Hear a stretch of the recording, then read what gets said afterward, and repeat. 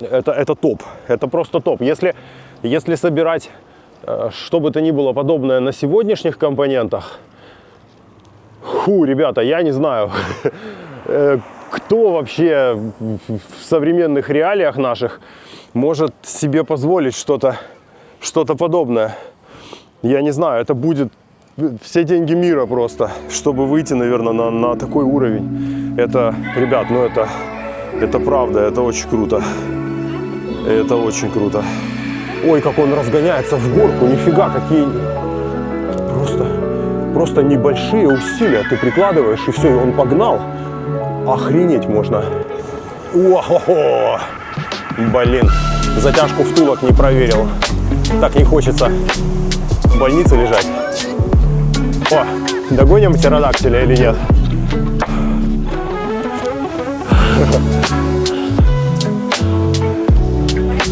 Догнать и перегнать птеродактиля. Пока догонял птеродактиля, чуть на кота не наехал. Ой, блин, капец. Вот так вот. Или даже так. Блин, как удобно.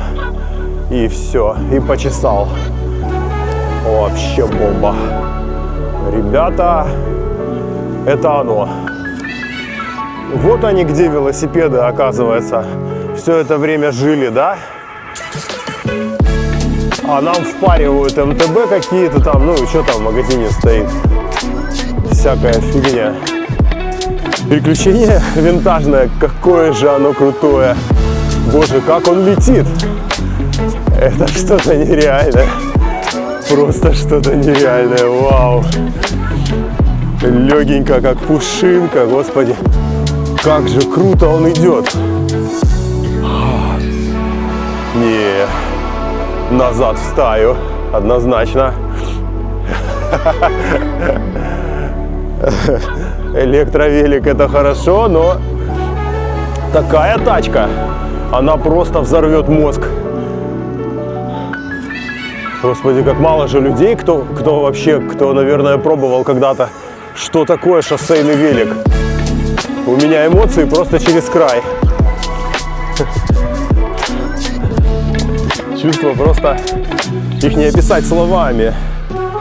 Это надо чувствовать. Это просто надо чувствовать. Что-то немыслимое. Тут спуск, и как он летит.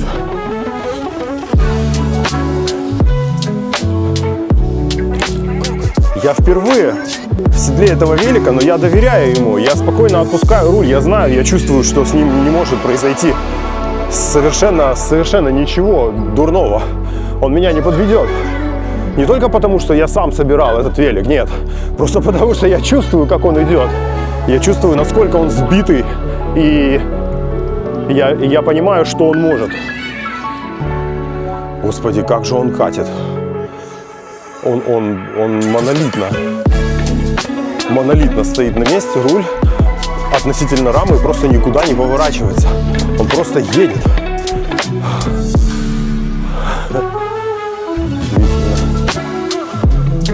На данный момент по ровной дороге, по асфальту, наверное, это мой любимый велик.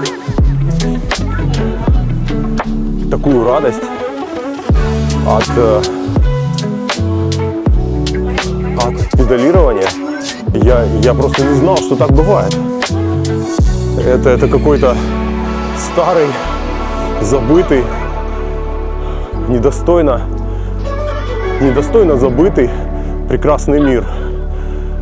Этот винтажный велик может подарить настоящее счастье райдеру. И за такие копейки что-то удивительное встречается все еще в нашем странном мире. А ну-ка. Боже, велик одной рукой вот так поднимается. Вообще просто можно трицуху качать и просто тащить. Но это же вообще, это же какой, блин, кайф, да?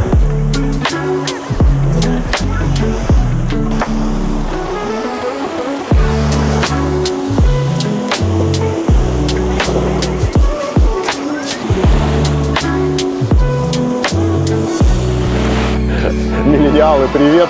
Или как там сейчас? нас называют дедуганов из прошлого тысячелетия. Да. Это наше, чтобы все в хроме, чтобы все металлическое, да еще из правильной стали, а не из какой-нибудь там фигни, а не вот этот ваш карбон там с нейросетями и прочей фигней, да? Эпоха хороших вещей прошла, как и эпоха хорошей качественной жизни. К сожалению, мы вошли в эпоху суррогата. Добро пожаловать. Наверное, вот почему, когда видишь вот такие вещи, стоит брать, стоит немножко вовлекаться в такие движения, просто чтобы вспомнить, как должно быть. Может, это помогает в жизни немножко понять вообще всю современную жизнь, куда не стоит идти дальше, а на чем стоит сфокусироваться. Не применительно к технике, а вообще в жизни, да. Сейчас эпоха какого-то, не знаю, мусорного контента, не знаю, мусорных вещей, поддельных ценностей. А вот такие вещи, когда потрогаешь своими руками, да, и немножко поработаешь с ней, помогают тебе поставить в голове на место какой-то фокус, навести правильно, на правильные вещи. Это очень важно, наверное, понимать, немножко так отойти назад и увидеть, что о, нифига себе, а что, и так что ли можно было делать? Да ведь это же правильно, когда вещь качественная, и она работает, и даже спустя 45 лет она радует и будет радовать дальше. Я уверен в этом. Что прям надо надавить. Да, все, вторая звезда. Есть жопа. Ясно. Смотрим третья. Раз, мы на третьей. А ну-ка надавим. Есть, то же самое. Все, третья. Значит, мне не показалось. Третья тоже жопа. Четвертая. Давим четвертую. Все, четвертая, окей. Вот на нее я и переключился сразу, и мне показалось, что, в общем, ситуация была связана с несоответствием шифтера. Нет, все же это звезды. Вторая и третья. Им жопа. Четвертая супер. Так, дальше смотрим. Пятая. Надавили на пятую. Вообще класс. Никаких проблем. Едет хорошо.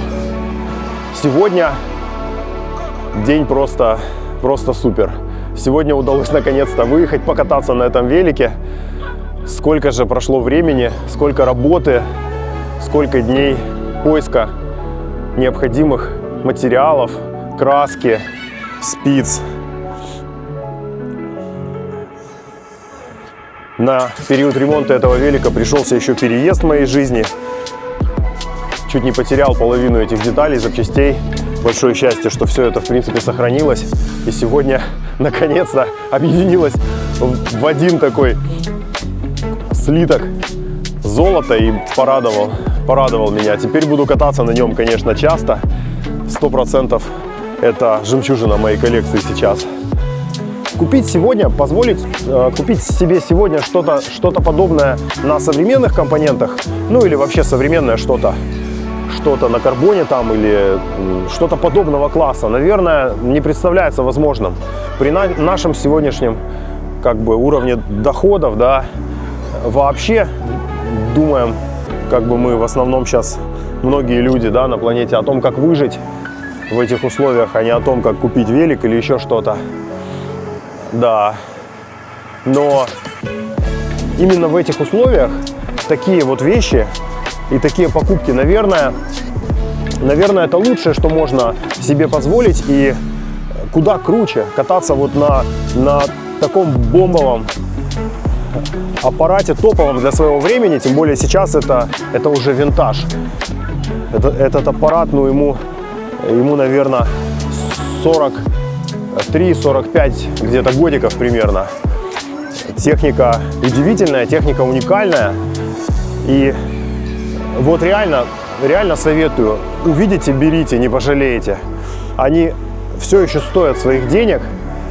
в принципе, и продать его все еще можно, наверное, плюс-минус за те же деньги. 200-300 долларов – это реально его цена. Но получить такие эмоции от катания и вообще этот велик, как вот я понял, сегодня проехал всего вот несколько километров один вечер, и я понял, что ну этот велик, он как живой, он просто ведет тебя.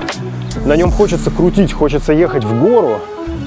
Я никогда не чувствовал такого со времен детства, когда просто сама молодость играла и хотелось ехать куда-то за горизонт. Там. Мне казалось, наверное, это чувство забыто. Я и не думал, что когда-то испытаю снова. Вот с этим вот малышом мне удалось вспомнить это. Так флешбэкнуло классно. Ты просто едешь на велике, как в детстве, и тебе хочется ехать, и ехать, и ехать, и ехать, ехать дальше, ехать куда-то в закат, ехать и ехать куда-то на море, куда-то с ночевкой. Он по прямой дороге, ты просто не замечаешь потери сил, потери как-то, я не знаю, там, трудоспособности. Ты крутишь, он едет, вы с ним как будто одно целое. Насколько же это качественная вещь, как же умели делать и как же потеряли возможность сделать что-то хорошее за нормальные вменяемые деньги.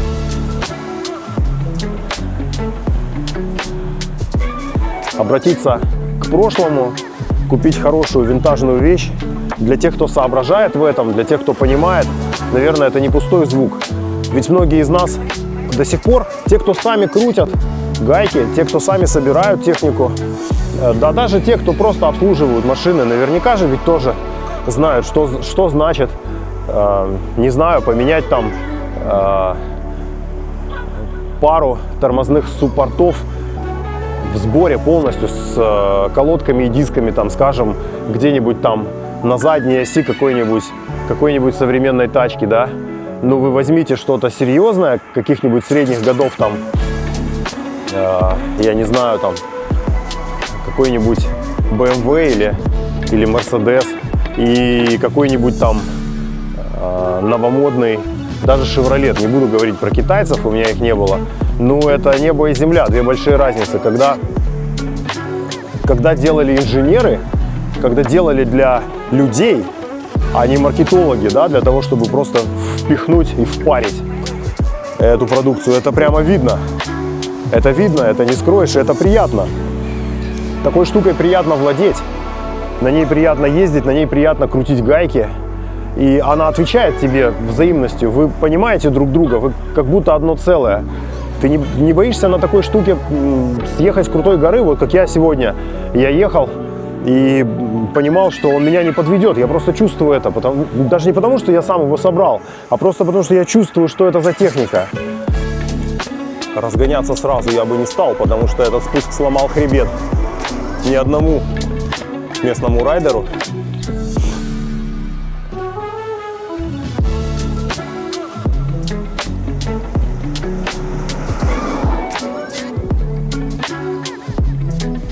Ну вот здесь эффективность у меня, я жму, ну почти на максимум прожимаю, да, байк тормозит, так себе. Винтажное переключение, ну это что-то. Я помню его из детства. Это, конечно, вот эти переключатели на нижней трубе, какие они крутые и непривычные одновременно, но ведь вы не забывайте, они же не имеют каких-то ступеней, да, какой-то там цены деления. То есть ты можешь одним движением прокрутить просто сразу же с самой маленькой звезды там сзади на самую большую. Ну, сейчас такие переключатели вообще есть, я не знаю, чтобы ты мог просто во мгновение ока переключиться, да, на повышенную или на пониженную. Это невероятные возможности. При этом все это происходит без каких бы то ни было там лишних звуков, без каких-то там лязганий, там еще чего-то в этом роде. Накат, переключения прям класс.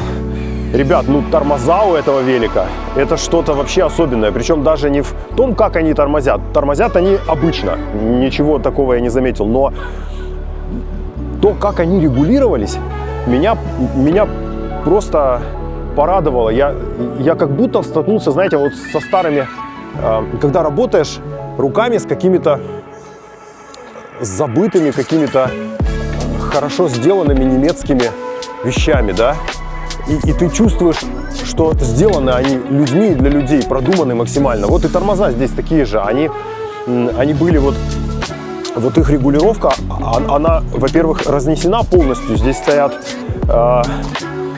Ultegra шимановская, но она какая-то тех же времен, видимо, не знаю, какое поколение конкретно. Настолько тонко, как регулируются вот эти вот тормоза, я никогда в жизни не видел. Когда ты там какие-то V-брейки или U-брейки, ты пытаешься что-то там отрегулировать, оно, блин, эти пружины нифига не регулируются. Ты их отгибаешь, эти пружины, закручиваешь до упора эти винты, все равно толку нету. Одна сторона у тебя там на этих U-брейках, она, короче, работает, другая нет. Здесь просто сплав какой-то такой, вот какой-то одной, я не знаю, просто технологии какой-то глубокой. Один винт управляет просто движением как бы всей этой колодки вокруг как бы продольной оси. То есть ты просто можешь зазор регулировать сразу, если у тебя где-то, допустим, там с одной стороны чуть больше зазор на колодке, да, от диска, ты просто буквально делаешь там полдвижения этим винтом, и у тебя становится на место все это. По высоте также, такая же история. Регулируются эти тормоза, просто класс. Ну, я не знаю, я любитель, я не профессионал. Я просто люблю велики. И я делаю велики, покупаю велики и катаюсь только на тех, которые мне по карману. Ну, мой взор, он как бы чаще всего обращен на что-то недорогое, за что меня из дома не выгонят. Да, но как бы, ну, шутки шутками, а таковы реалии на самом деле. Излишки денег каких-то сейчас, это просто, это сложно. Жизнь стала настолько дорогая и невыносимо тяжелая, что позволить себе купить какой-то новый велик, там, ну, я не знаю, я даже забыл мечтать об этом, чтобы там когда-то позволить себе какой-то велик, суперкарбон какой-нибудь там с переключением там на батарейках, я не знаю, там что-то такое, об этом я и не мечтаю. Ну вот, собственно, то, о чем я реально мечтал и воплотил. И я не жалею ни секунды я не жалею об этом, потому что это матчасть, но она уникальна. Она уникальна. Это такой лютый винтаж. Ну, сейчас такого не найдешь, и он на самом деле, он дарит такие эмоции, я не знаю, современные велики вряд ли могут похвастаться чем-то подобным. И это совсем другое настроение, чем там электровелосипед или там что-то в этом роде, совсем другое. На этом вот велике ты чувствуешь себя по-другому, как-то уникально. Как точно, я еще не понял, но я почувствовал, что я хочу проехать на этом велике далеко. Вполне возможно, что я соберусь съездить на нем в какое-то мини-путешествие, просто на экскурсию покататься и, ну и, в общем, прокатиться, посмотреть куда-то на дальняк, потому что я не боюсь на нем ехать в гору, куда-то забираться, куда-то в какой-то там, ну, может, если совсем уже там где-то подъем. У меня, кстати, большая звезда сзади работает хорошо, а вот средние, они как раз дорожные, они как раз хромают. Я думаю, наверное, надо сначала разобраться с этими звездами, а потом уже ехать куда-то. Но факт, вот он остается фактом. Этот велик, он провоцирует на путешествие, провоцирует на дорогу. На нем хочется выехать и прокатиться. Это что-то нереальное. Я не понимаю, как можно было вообще вот это вот сделать. Ну и вот виновник как бы сейчас проблем, да. Вот эта кассета Uniglide. Одна из первых именно кассет. Ну вот и получается, что вторая и третья звездочки, они хорошенько, они как бы, они отвечают на нажатие проскальзыванием, они изношены. Ну и все, и придется, конечно, что-то делать. Как здесь регулируются божественно втулки, я никогда такого не видел. Ты пытаешься на обычных сегодняшних там втулках, какие бы они ни были, даже из хорошего сегмента, ну среднего, хорошего сегмента, дорогие втулки я никогда не видел, современные, не держал в руках, но какие-то там средней паршивости, в принципе, они попадались. Но ее же невозможно отрегулировать нормально. Ты этими, ключами, эксцентриками мучаешься, и это полчаса времени может занять, чтобы как бы у тебя и люфта не было, да, и колесо нормально крутилось. Тут просто и легко. Вообще без лишних танцев с бубном это все происходит. И по таким деталям ты начинаешь просто любить этот велосипед. И вообще какую бы то ни было вещь. Потрясающий аппарат.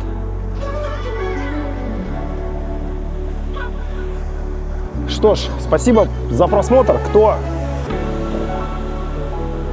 Кто заценил, кому понравилось, ставьте пальцы вверх, подписывайтесь, оставьте комментарий. Так я смогу увидеть, что кому-то интересен такой контент, и кто-то типа меня остался еще на этой планете. Кто-то нашего возраста или, может быть, наших ценностей. Всем пока, спасибо за просмотр, здоровья, до новых встреч, до новых видосов.